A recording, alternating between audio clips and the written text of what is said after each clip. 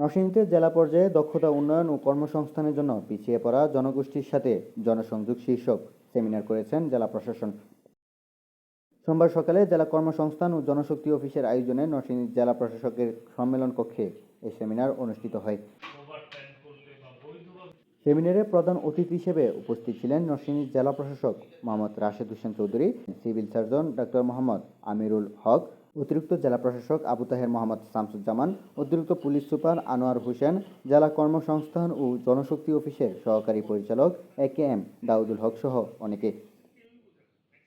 সেমিনারে প্রবাসীদের নানা সমস্যা ও তার সমাধানের উপায় এবং দেশের রেমিটেন্স যোদ্ধাদের ভূমিকার সম্ভাবনা নিয়ে বিস্তারিত আলোচনা করা হয়।